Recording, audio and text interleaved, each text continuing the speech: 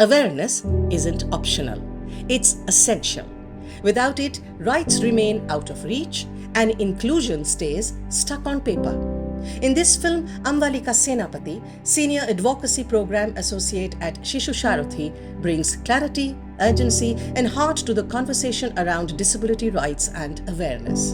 What she stands for is not just a vision, it's a reality at Shishu Sharathi, where real change is being made through advocacy and action. So advocacy and awareness in the disability rights space is very crucial, I think, because if we look at advocacy, this is the key medium through which we can amplify the voices of people with disabilities. We can promote inclusion of people with disabilities. Now, I think I'll be also overusing the word inclusion when I'm talking this because it's become so much of a cliche word, but truly understanding what is inclusion is really something which has to be done at so many levels, because it's not something which has to be done only in the letter. It has to be there very much in the spirit. When we're talking about inclusion of people with disabilities, it cannot be something which we do just because it's a tick mark on the list. We have done it. It has to be meaningful inclusion, whether it's inclusion in the school of children or whether it's providing an accessible building for people with disabilities. So when we talk about this thing and our work, which is mainly surrounding advocacy and awareness, these are two very important pillars to ensure that people have access to their rights.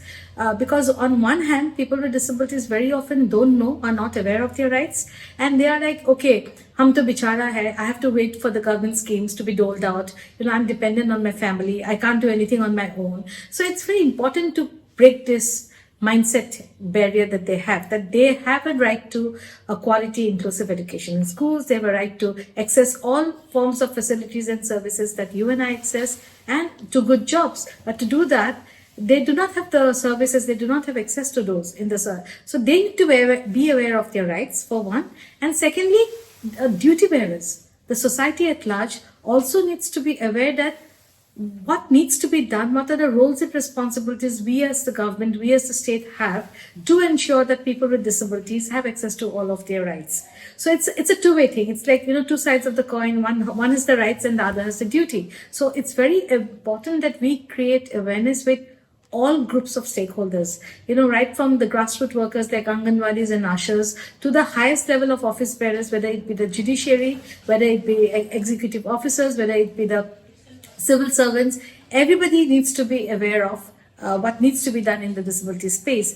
Our mindset is this, that we have an understanding that disability comes within the scope of social justice and empowerment, or social welfare, as some other states call it by some other names like social welfare and education department. In some states it's called like that as well. So our idea is that disability is the responsibility of this department, but it's not. If I'm looking at accessible roads and transportation, I have to probably look at PWD roads, PWD buildings. If I'm looking at quality inclusive education, it's an education department which has a role to play, so on. And if I'm looking at, say, for example, Assam, it's such a flood-prone state. Every year we are, torn apart by flood in so many, districts across the state. So what happens for this? It is the Revenue and Disaster Management Department who is responsible for ensuring that your evacuation systems are inclusive. And then again, when we are looking at the idea of accessibility, whether it is in a relief area or in a disaster area, or even accessibility for a simple plain old building, say for example, the concept that we have as a common man is that, okay, this building has a ramp, it's accessible.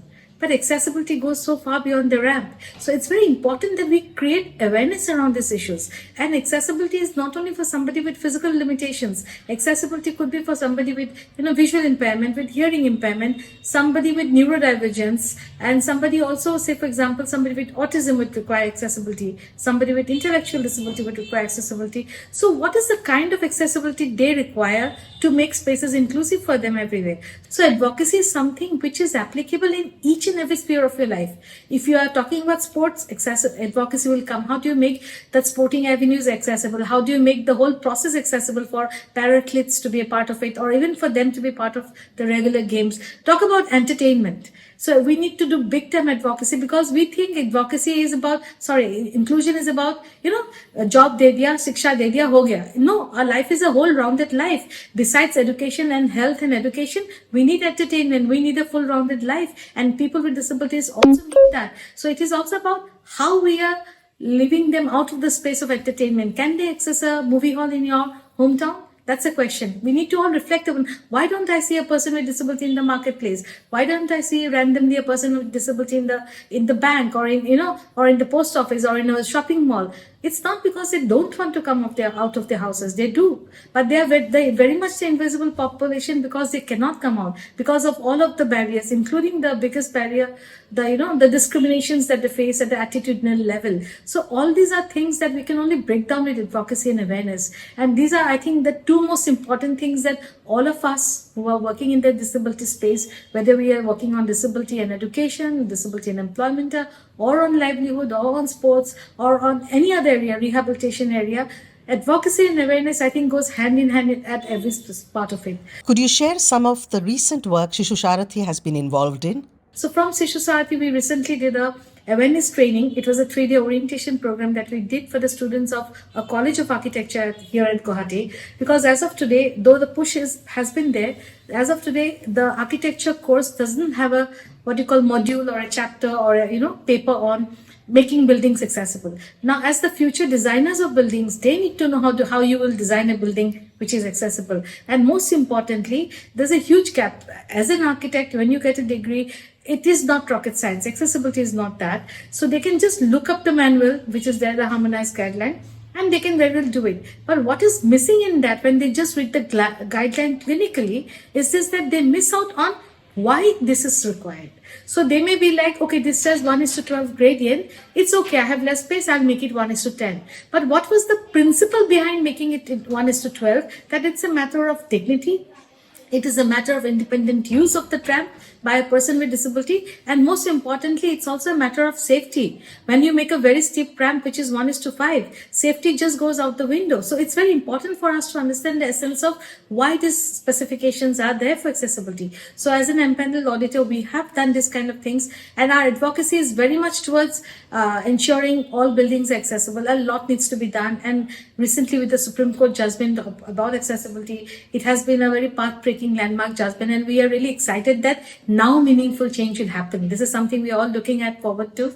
So, and we do our advocacy with on other spaces as well. Like I already mentioned, we are part of a platform called the Interagency Group in Assam, which is a group of organizations working only in disaster. So we kind of partner with them just to give them inputs on how to make provisions that you work for during disasters, make them inclusive. So this is a very major area of our work. And also the Right to Educate, the Rights of Persons with Disabilities Act today is a very powerful tool in our hands.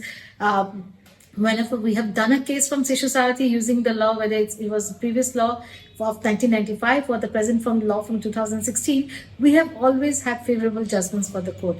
It means what? It means that our law is a very strong document. It is there on paper, but in execution, we do see a lot of gap. So the law is a powerful tool. If you can just use that law to help, take up your case when people's rights are violated, I think it's a wonderful tool. But yes, we do understand that there are so many challenges of people not having access to good legal advice, perhaps, or, very often people also do not keep the proper documentation. That also becomes a challenge in doing the case. So it's very interesting that more needs to happen in this space.